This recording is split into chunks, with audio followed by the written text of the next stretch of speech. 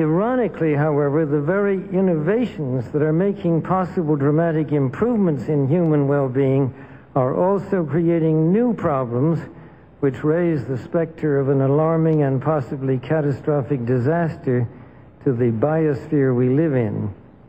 And herein lies the dilemma that we all face. Let me illustrate. Improved public health has caused the world's infant mortality rate to decline by 60% over the last 40 years. In the same period, the world's average life expectancy has increased from 46 years in 1950s to 63 years today. This is a development which, as individuals, we can only applaud.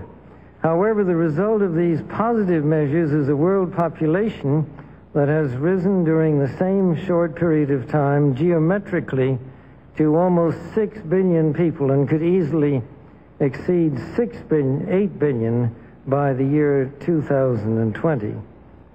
The negative impact of population growth on all of our planetary ecosystems is becoming appallingly evident.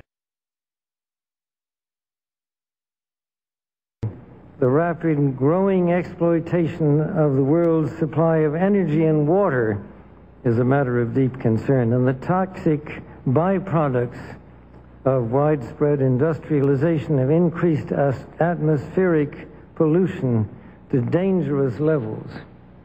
Unless nations will agree to work together to tackle these cross-border challenges posed by population growth, overconsumption of resources, and environmental degradation, the prospects for a decent life on our planet will be threatened. The recent UN meeting in Cairo is appropriately focused on one of these key issues, population growth. But the controversies which have erupted at the conference illustrate the problem of coming to grips with issues that are deeply divisive and which have a profound moral dimension.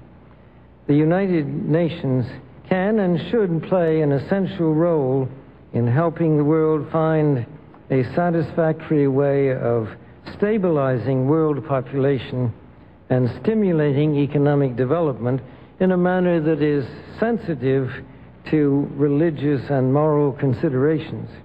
Economic growth is, of course, an inevitable corollary of a growing population and is essential to improve standards of living.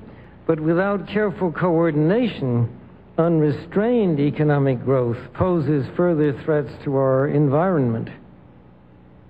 This was a major subject of discussion at the conference in Rio de Janeiro on the environment 2 years ago. The focus then was on sustainable growth and global development. It was pointed out at the conference that growth is most efficiently managed by the private sector, but regulation of the process by national governments and international bodies is also needed. And once again, the United Nations should certainly be among the catalysts and coordinators of this process.